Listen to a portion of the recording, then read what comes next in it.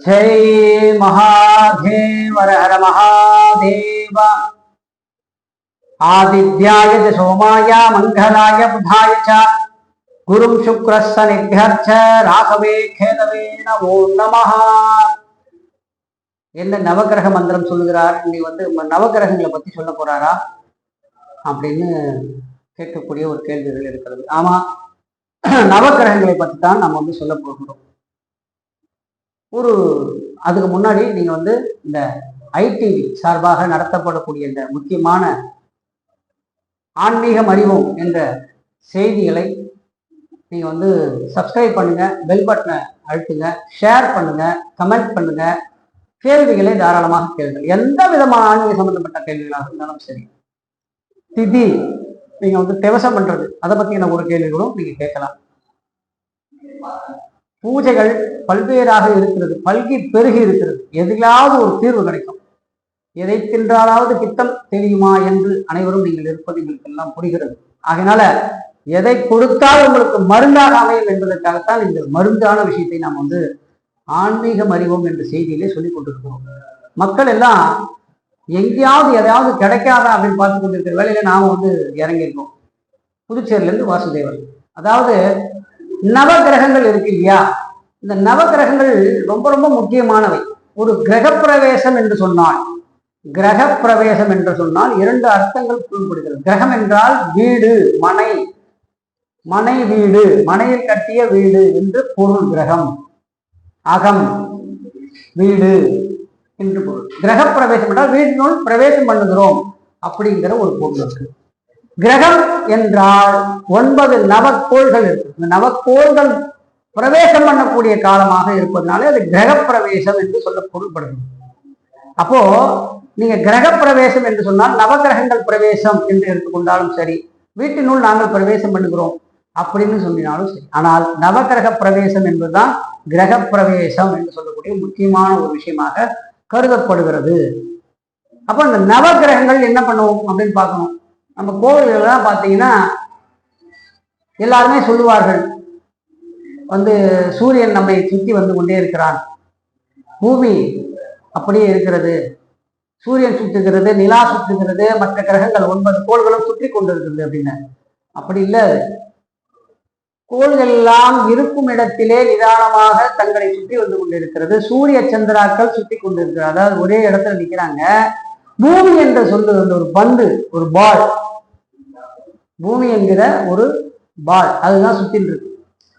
அப்போ சூரிய சந்திரன் தவிர்த்து மற்ற 7 கிரகங்களும் அதனை சுற்றி வரக்கூடிய ஒரு வாய்ப்பாக இருக்கிறது. தன்னுடைய சுற்றளவிலிருந்து சுற்றி வரக்கூடிய வாய்ப்பு இருக்கிறது. சூரியன் அப்படின்னா மாதத்துக்கு ஒரு முறை தன்னுடைய நிலையிலிருந்து இன்னொரு ராசிக்கு பயிற்சி ஆவார். மாதம் ஒரு முறை, 30 நாட்களுக்கு ஒரு முறை அவர் பெயர்ச்சி. சந்திரன் 2.25 நாள், 27 நட்சத்திரம் இருக்கு இல்லையா, 2.25 நாள், 2.25 நாளுக்கு அப்புறம் ஒரு ராசிக்கு அவர் மாறி விடுவார். செவ்வாய் மாதத்துக்கு ஒரு முறை, புதன் மாதத்திற்கு ஒரு முறை, சுக்கிரன் மாதத்துக்கு ஒரு முறை, குரு வருடத்திற்கு ஒரு முறை, வருடத்துக்கு ஒரு முறை குரு மாறுவார். அப்போ சூரியன் எங்கெல்லாம் இருக்காரோ அங்க சுக்கிரனும் புதனும் கூடவே முன்னும் பின்னுமாக இருப்பார்கள். அதான் உண்மையான விஷயம். அதான் ஜாதகம் எடுத்து பார்க்கும்போது சூரியனுக்கு முன்னையாவது சுக்கிரன், பின்னையாவது சுக்கிரன், முன்னையாவது புதன், பின்னையாவது புதன், அப்படி 3 கிரகங்களும் முக்கூட்டு கிரகங்கள் என்று பெயர். 3 கிரகங்களும் முக்கூடு, ஒரு ஒரு ஒரு 3 ராசிக்குள்ள அவங்க 3 பேரும் உட்கார்ந்துருவாங்க. அப்போ குரு வருடத்துக்கு ஒரு முறை,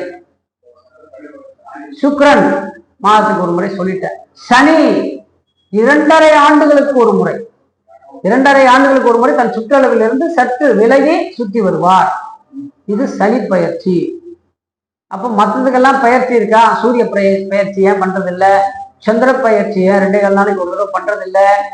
இது கோச்சாரங்கள் என்று சொல்லக்கூடிய கிரகங்கள். இதெல்லாம் அன்றாடம் சுத்தி கொண்டிருக்கிற கிரகங்கள், மாதந்தோறும் சுத்தி கொண்டிருக்கிற கிரகங்கள். வருஷத்துக்கு ஒரு முறை சுற்றுற கிரகத்துக்கு மட்டும்தான் பயிற்சி.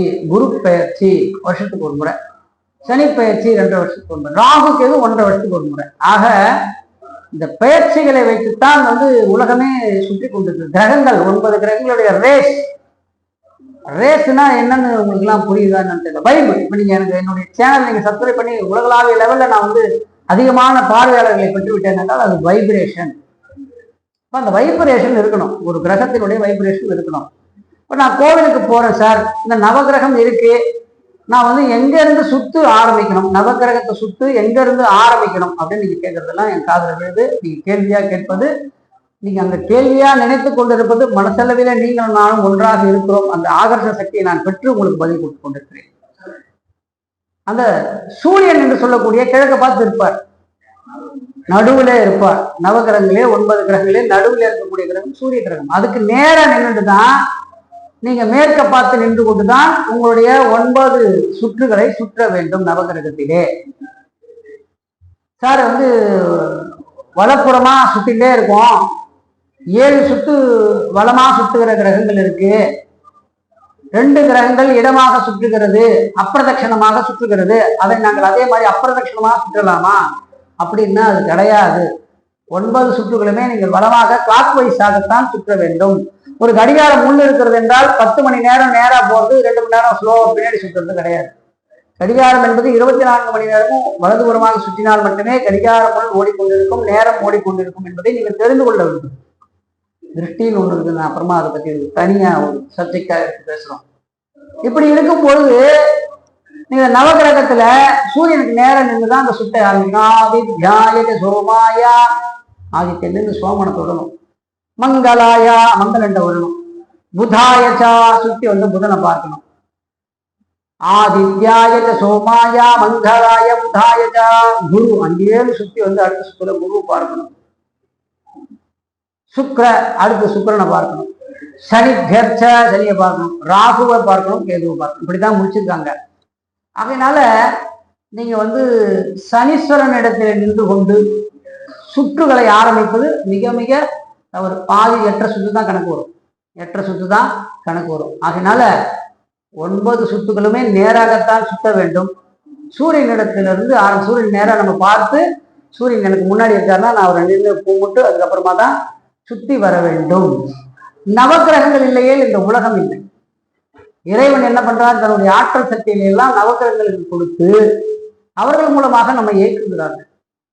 தே ஆர் எம்டிஸ், சுவாமி எல்லாம் எம்டிஸ், நவகிரகங்கள் எல்லாம் அந்தந்த பிரான்ச் மேனேஜர்ஸ்.